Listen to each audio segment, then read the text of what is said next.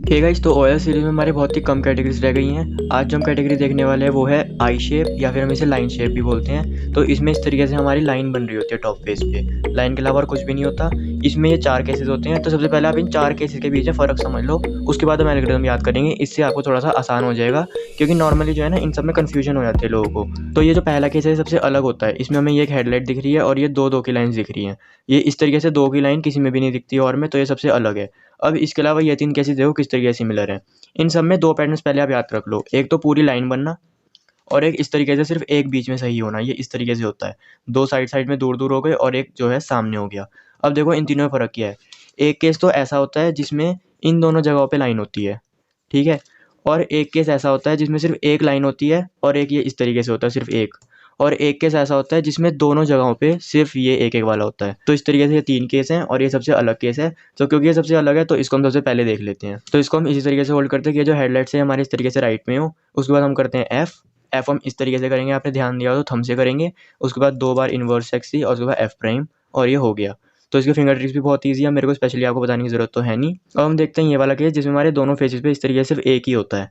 तो इसको भी याद करना बहुत ही आसान है। इसमें हम क्या करेंगे, शुरुआत के 3 मूव्स लगाएंगे। पहले कुछ इस तरीके से, ये डबल आर लेयर को मूव किया।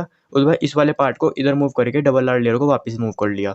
तो एक तरीके से हमने ये वाला पार्ट बाहर निकाला। यहाँ पे हमने क्या किया, ये 3 मूव किए। उसके बाद हमें करना है 2 बार इन्वर्स एक्सी, और उसके बाद हमने जो स्टार्टिंग में 3 मूव किए थे ना, उन्हीं को रिवर्स करना है, या फिर आप इसको इस तरीके से देख सकते हो कि हमें इसको वापस यहाँ पे इंसर्ट करना है। तो हम करेंगे इस तरीके से, ये ऊपर लाके इसे वापस लगा दिया और नीचे। अब हम ये वाला केस देख लेते हैं। इसमें दोनों ही फेसेस पे ये 3 की लाइन बनी होती है। इसको हमें ऐसे होल्ड करना है कि ये लाइन इस तरीके से हो और इस तरीके से कोई भी एक ब्लॉक हमारे सामने हो। 3 की लाइनें हमारे सामने होनी चाहिए। तो हम इसको ऐसे भी होल्ड कर सकते हैं या फिर इसे ऐसे भी होल्ड कर सकते हैं, क्योंकि दोनों ही एक तरीके सेम ही है। उसके अलावा जो हमारा पहला पार्ट है ना, वो है कुछ इस तरीके से, आर प्राइम, एफ प्राइम और यू प्राइम।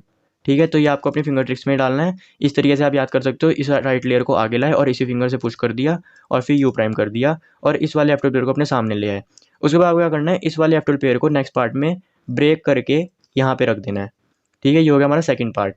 अब जो आगे वाला पार्ट आने वाला है वो थोड़ा मुश्किल है। अब हमें नेक्स्ट पार्ट में इस वाले ब्लॉक को यहाँ पे लगाना है। तो अगर हम चाहें तो इसको डायरेक्ट इस तरीके से लगा सकते हैं, लेकिन उससे क्या हो रहा है, ये वाला F12 पेयर ब्रेक हो रहा है ना।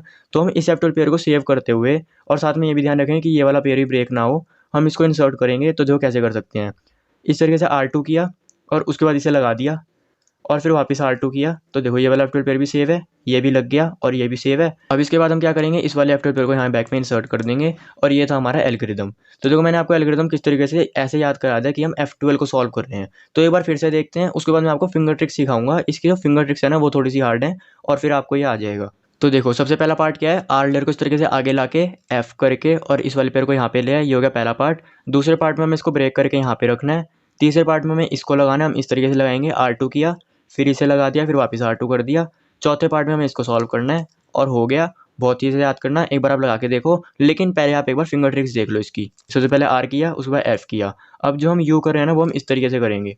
ठीक है, इन दोनों फिंगर से इस तरीके से पुश करेंगे, ये दोनों स्लाइड किए इस तरीके से। उसके बाद हमें क्या करना है, इस वाले F12 पेयर को ब्रेक करना है। ये तो हम नॉर्मली कर सकते हैं, हमारा हैंड इस पोजीशन में है। हमने इस तरीके से R कर लिया और U प्राइम कर लिया, ये तो ईजी था।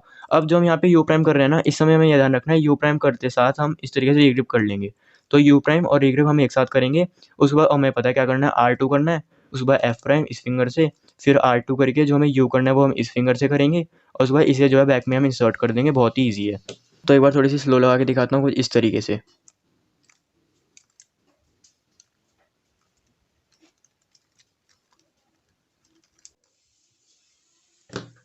फिर इसको हम कुछ इस तरीके से फास्ट एग्जीक्यूट कर सकते हैं। तो अब हमारे लास्ट केस रह गया जिसमें 3 की लाइन भी होती है और ये वाला ही पैटर्न होता है। तो इस केस को हम कुछ इस तरीके से होल्ड करते हैं कि जो 3 की लाइन है ना, हमारे इस हैंड में हो, राइट हैंड साइड में हो। तो ये एक ऐसा केस है जिसमें हम लाइन को इस तरीके से वर्टिकली होल्ड करते हैं। तो इस एल्गोरिथम में आपको एक तरीके से सून लगाना है, लेकिन सून में बीच में कुछ चेंजेस होंगे। तो देखो सबसे पहले तो ये सून लिखा है, इसमें जो हमारा U2 है ना, जो हम U2 प्राइम करते हैं, तो उसे हम U2 प्राइम U2 दोनों लिख देते हैं, कोई फर्क नहीं पड़ता। तो इस U2 को मैं ब्रेक कर रहा हूँ 2 U2 प्राइम में।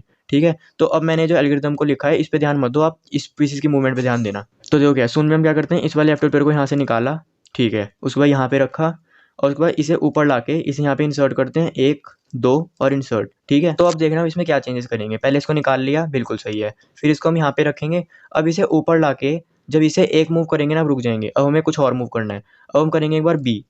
अब भले इसमें बी मूव आ रहा है तो आप कहोगे एल्गोरिथम बेकार है, लेकिन बहुत ही फिंगर ट्रिक्स फ्रेंडली है और बहुत अच्छा है, और मैं इसका अल्टरनेटिव भी दे दूंगा जो मेरी पीडीएफ में मैं काम कर रहा हूँ उसमें।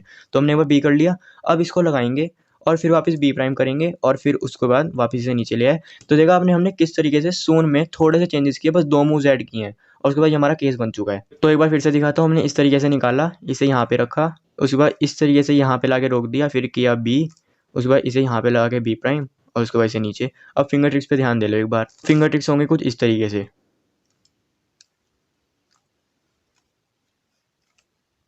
देखो हमारा हैंड इसी पोजीशन में है तो हम बहुत आसानी से बी कर सकते हैं, तो ये बहुत ही फिंगर ट्रिक्स फ्रेंडली है। इसका एक RFU वर्जन भी है, तो आपको वो वाला एल्गोरिथम देखना है तो वो भी आपको पीडीएफ में मिल जाएगा। तो जब मैं पीडीएफ पूरी कंप्लीट कर लूँगा तो आपको उस पीडीएफ का लिंक मेरी OLS सीरीज़ की हर वीडियो में मिल जाएगा। तो बस दोस्तों, आज हमने ये केस और सीख लिया, हमारे शायद 3 केसेस ही रह गए हैं, तो लगभग 1 या 2 या 3 वीडियोस का ही काम है, तो हो जाएंगी अब हमारी OLS सीरीज़ कंप्लीट। तो चलो फिर मिलते हैं नेक्स्ट पार्ट में। Thanks for watching, bye.